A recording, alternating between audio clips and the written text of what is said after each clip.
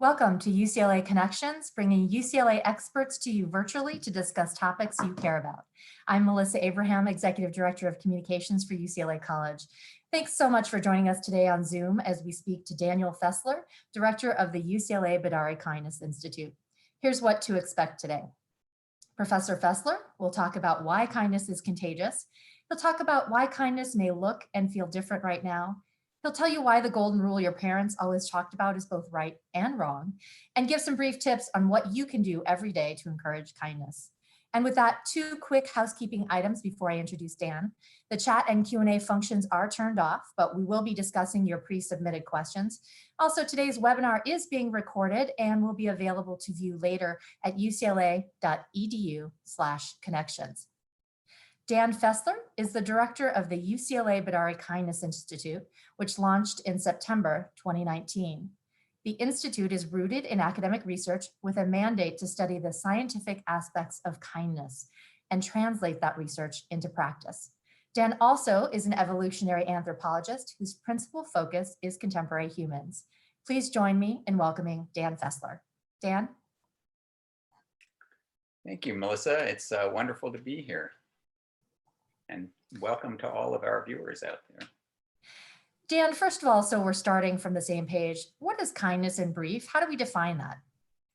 Well, a simple definition is that kindness is the intention to provide a benefit to another party, where doing so is an end in itself.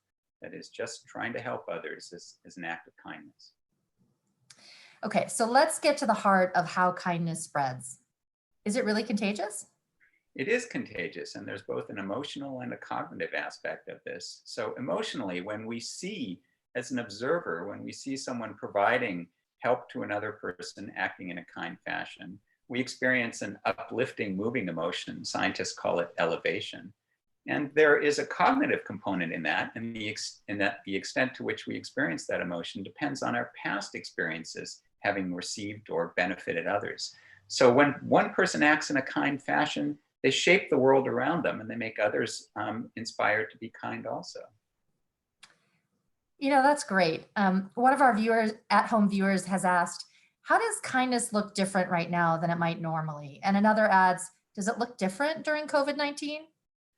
Well, for many of us who are able to shelter at home, our interactions with other people, of course, are now no longer face-to-face. And Right. This is quite different in terms of our experience of being kind to others and receiving kindness. But as the conversation that you and I are having right now illustrates, that doesn't mean that we can't express our thanks and our gratitude to those who are kind, and that we can't act kindly at the same time. One viewer is saying that due to a compromised immune system, they are unable to volunteer, which they'd much like to do. The viewer is asking what else they can do every day to encourage kindness from home. Do you have ideas on that? That's a great question. And I think everyone can start very simply by expressing thanks to those who are making it possible for us to slow the spread of this pathogen by avoiding interaction. And that's everyone from, the sanitation workers and the utility workers, to the grocery clerks, to the first responders. You can express your thanks to those people indirectly, even just a note on your door thanking the delivery person for bringing you things. You can express those virtually through chats, through emails, through messages. And of course, you can help others at a distance through the internet, reach out to someone who might be lonely or isolated. Perhaps you can read to a child or even help to tutor that child. So there are many ways that it's possible to shelter at home and still act kindly towards others. So what I'm hearing is people can really make a difference in their own way, and that small things, even small things, are contagious, can impact or encourage kindness. Absolutely. Remember, society is nothing more than a collection of individuals. And so the tenor of experience in that society is the sum of all of the actions of those individuals. Every time that you say thank you to someone for providing help to you, every time that you reach out to someone who might feel isolated, you are shaping the experience of many, many others, because the recipient of your kind acts, in turn, is likely to act kindly towards others because kindness is contagious. So maybe this webinar in and of itself is a kind act. I certainly hope so. I think that I hope that our viewers share the sentiments that we're expressing here, simply because we really need this message to move forward, that each individual action ramifies far beyond the two parties involved. Got it. And that's what makes it contagious. It makes perfect sense. Another viewer is asking us, Dan, do financial contributions count as kindness during this time? Absolutely. Everyone, can help in the way that they're best able. There is great need for material resources, for financial support. Many people are suffering economically right now. Municipalities and state governments are suffering, hospitals are suffering. So every little financial contribution helps. And as long as it's being made with the sole intention of benefiting another person, then it is an act of kindness. So financial contributions do count, and frankly are just as kind as other ways of contributing, as long as the heart is in them. Absolutely. So Dan, we've received this question. Is it possible or beneficial, and this is a tough one, is it possible or beneficial to show kindness to those whose actions we perceive to be irresponsible and even harming others? For me, that, for example, brings to mind not wearing face masks in public. This could mean a number of things. What do you think? It is both possible and not only beneficial, but very important to do so. So we live in a period of, great division within our society, across societies around the world. And that those kinds of divisions make the situation worse for everyone. So the first thing to understand is that very few of the people who are acting in ways that may promote rather than slow the spread of this pathogen, very few of those people are doing so thinking that they're harming someone else, right? So those videos that we saw of, people on crowded beaches, for example, I think none of those people thought that by doing so, they might be transmitting a pathogen that could kill someone. Instead, the vast majority of the people acting in those ways are doing so because they're under the impression that their actions are harmless. So this is not a question of a sort of fundamental moral difference between people, but rather it's a question of having access to accurate information. So I think the first thing to keep in mind as you approach someone, whether obviously keeping your a social distance, approach them socially, so not physically. The first thing to keep in mind is not, this is a bad person. This is someone who's seeking to harm others.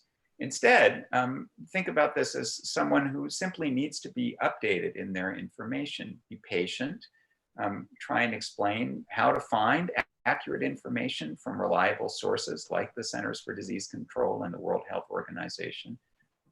And help people to understand the importance of taking precautions in order to protect them, and importantly, in order to protect other people. So one of the things that's hard for us to grasp as individuals is that although we may not suffer and the person we're interacting with may not suffer, someone down the line may suffer as a consequence of our actions. And in terms of whether this approach is beneficial or not, it's beneficial in multiple ways. First of all, every mind that you can change, every individual you can inspire to gain access to more accurate information, that's one more constructive step in slowing the spread of the disease. Second of all, reaching out to people who have different opinions than your own, different perspectives than your own, that is the first step to healing many of the divides that our society suffers from and creating a kinder and more just world for everyone. That's a lot to take in. So I'm just going to recap quickly what the key points I think you made, Dan. One, be patient with people. Everyone's under a different, or is living with a different set of stressors right now. Find accurate information so that you can share that out and really help people understand what the causes of their behavior. And I think that the bottom line, what I hear you saying is encourage kind behavior by being kind. Absolutely. So I think whether it's in the context of the novel pathogen that we're all confronting right now, or the many, many other problems that confront us in the 21st century, the very first step is to recognize that simply because someone doesn't agree with you does not mean that they're a bad person. Okay? Mhm. We need to find common ground. And an important component of that is agreeing on what the facts are. And for this, critically, relying on science and scientific expertise is a really important measure. So there's a lot of misinformation about this disease, just like there is a lot of misinformation about many of the other challenges confronting us in the 21st century. Go to the authoritative sources, not simply what you read on social media or what some prominent but perhaps poorly informed individual who's not an expert tells you. You know, that's a really good point. Given that many people are at home right now, obviously with the stay-at-home order, I think it's easy to get caught up in the news and what's on social media. And it's important to remember that not all of that information is accurate, and we shouldn't make assumptions. That again, by being kind and not making those assumptions, we can actually encourage kind behavior. Yeah. So someone who sees the world a different way than you, there's some aspects that you may not agree on, but we can all agree on the facts once we have good information. I like it. This is interesting. So, you know, my parents always told me that I should abide by the golden rule, which is, of course, do unto others as you would have them do unto you. Tell me a little bit about why that rule is right, but it needs to evolve, particularly now. So the golden rule in one form or another is very, very common, if not universal, in cultures around the world, ranging from very small societies to very large ones. And speaking as an anthropologist, it seems that this is the product of a process of cultural evolution where societies which have this basic principle often function better. That is, they're more harmonious, individuals are more cooperative, there's less conflict within the group. Importantly, however, there's an asterisk there, there's a caveat. I said within the group. So traditionally, and this is true of small societies and large societies alike, traditionally the golden rule has a footnote attached to it, and that's do unto others who are members of your group as you would have them do unto you. And group is defined, differently in different contexts, whether it's members of the same ethnicity, the same religion, the same culture group, the same language group, and so on, right? And so historically, up until the modern era, we see that people don't apply this rule to those who are different from themselves. And what we have then is a conflict between coalitions. We have groups that are internally cohesive and externally conflictual. This, of course, worked reasonably well in a world of low population density and little connection between societies, but it no longer works in the 21st century. Right now, we're all interconnected. We're interconnected through information, like the information that we're sharing right now. We're interconnected through global economies. We're interconnected through the flow of people and goods around the world. And as the pandemic is showing us, we're interconnected through the transmission of disease. And similarly, we all share the same climate. So the idea that do unto others as you would have them do unto you applies to your own group, but not to members of the other group is simply untenable. We're all in a single global lifeboat, and we need to apply that rule to everyone. That is, we all need to work together to treat one another with the same dignity and respect, regardless of what group we belong to. Because if we don't all work together, we're all going to sink together. It's amazing when you put it into context like that. We are all interconnected. And so what I'm hearing you really say is, particularly right now, we need to share our kindness with all of those who are facing challenges, and with all of those that are putting themselves in harm's way, and even with anyone right now who's experiencing loneliness. And it really doesn't matter if their beliefs in some way are different than ours. We are humans. We have to work together. Absolutely. One of the wonderful things about 21st century information technology is that it allows us to span these enormous distances, right? That you can communicate with someone not just on the other side of your community, but on the other side of the planet. Everyone is suffering from the same circumstances right now. People are frightened. Some people are sadly very ill. People are isolated, right? When I say that you can reach out and make a difference in another individual's life, that's not just a difference in terms of the life of someone you know, but potentially an interaction with someone whom you have never met and never will meet face to face.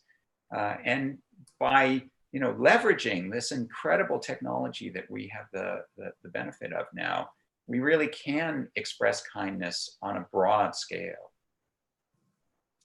I think social media is amazing in one way, and you and I have talked about this, but on the other hand, it can be a little tough in terms of tone and understanding what people mean. And so what I'm also hearing you say is that really at this moment, it's important that we assume the best and we share out our best as well to create that contagious kindness so that it continues to ripple out. Is that right? That's absolutely correct. So anyone who's spent any time in any kind of an online forum knows that sadly often these things spiral downward in terms of unkind, to say the least, expressions towards others. It's very easy to think ill of someone else when you aren't interacting closely with them, when you don't see them face to face. There are decades and decades of research in the behavioral sciences showing that anonymity promotes antisocial behavior, that people are much more likely to be generous, helpful, altruistic towards others when they have real face-to-face interactions. So, one of the liabilities of internet-mediated connection is that there's always the possibility that anonymity will lead to this kind of downward spiral. So be generous in the sense of assuming the best. Don't think that someone who expresses an opinion different from your own is necessarily a bad person. Try and see their point of view, try and share the information that's relevant, and be patient. Ultimately, that heals divisions because kindness is contagious. Many people are experiencing difficulties right now, as we've just touched upon. Through the lens of kindness, Dan, because you study contemporary humans, what should give us hope right now? Well, I think this is an enormous opportunity. People in natural disasters, in wartime, in difficult circumstances, we often see the very best of individuals. We see people showing their true humanity, they're caring for others. This is an opportunity for people to behave in ways that reveal their fundamental shared humanity and their positive inclination towards others. And we're seeing that all the time, right? We see that in people who stand on their balconies and cheer for medical personnel and first responders. People who spontaneously just try and do something that will make life better for someone else, whether it's singing a song that they can share with strangers, right? Or cooking a meal or whatever. This sense of connectedness, this experiencing both the linkages between strangers and the personal rewards of being kind towards others, that's something that can last. It doesn't have to fade. Eventually, we'll have vaccines and effective treatments, right? And eventually, we'll move beyond this current crisis. Other problems, like the problems of climate change, will persist. And fundamentally, the problems of refugee flows due to violence and economic instability around the world, those problems are less easily solved in terms of, there is no vaccine for them, as it were, right? But recognizing the ways that we can behave in positive ways towards strangers, right? That we can take the welfare of others whom we will never meet to heart, and we can all benefit from doing so. That can form the foundation for, a global interconnectedness that will help us to overcome those very, very, very complex problems. And fundamentally, it's that approach, whether it's at the level of the individual mind, at the level of the community, the society, or international relations, it's that approach that my remarkable colleagues here at the UCLA Bedari Kindness Institute are attempting to explore, right? With basic research, understanding these phenomena at a wide variety of scales from a wide variety of professional and disciplinary approaches, we are seeking knowledge that will help to make the world a better place.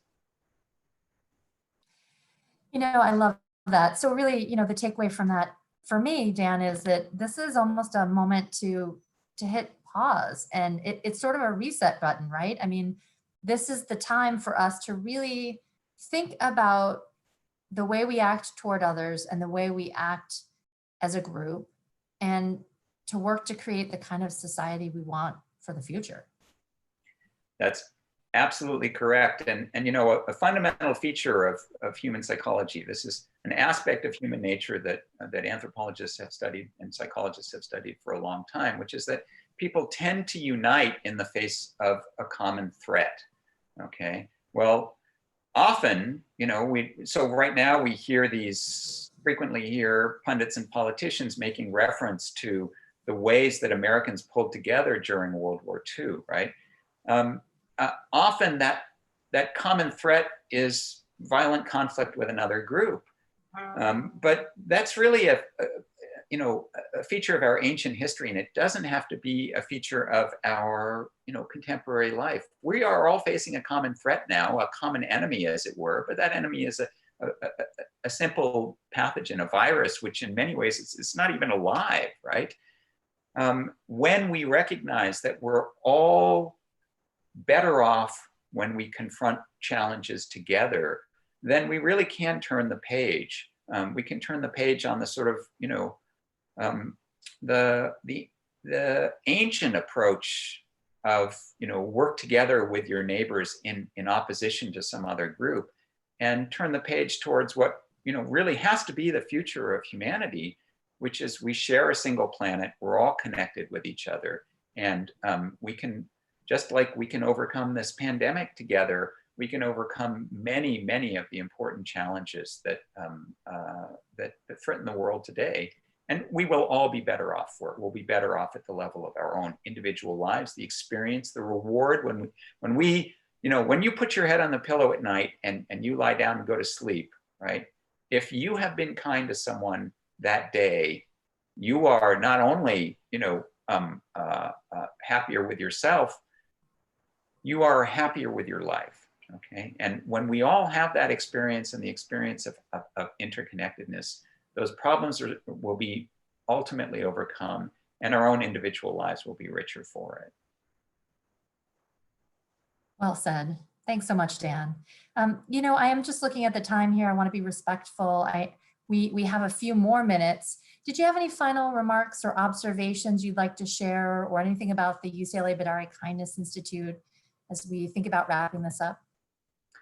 Well, I think the first thing is to remember that your experiences as an individual are not as different as you might think from those experiences of many, many other people. As I said, many people are feeling isolated. Many people are feeling frightened. Many people are feeling frustrated, right? We hear about, fatigue with the restrictions on individual movement. Everyone wants to get back to their ordinary life, right? And they want to experience the day-to-day rewards that entails.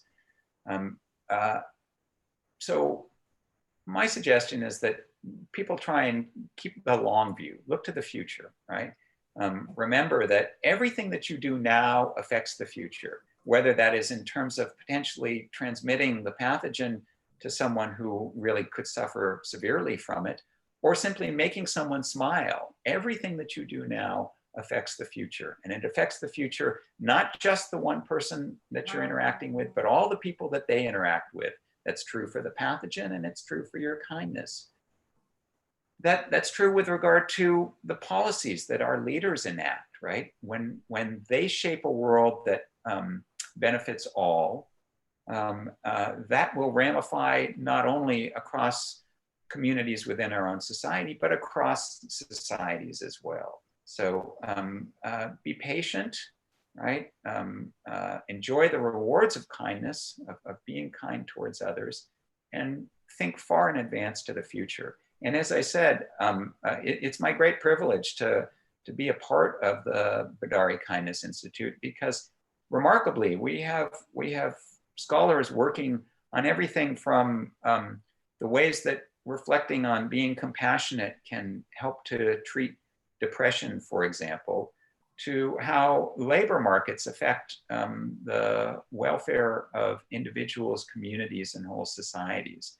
And I think that UCLA is really remarkable in this regard, because it's a very large institution with an enormous breadth of scholarly expertise, and the Bedari Kindness Institute is bringing together scholars with a wide variety of perspectives, as I said, to work together.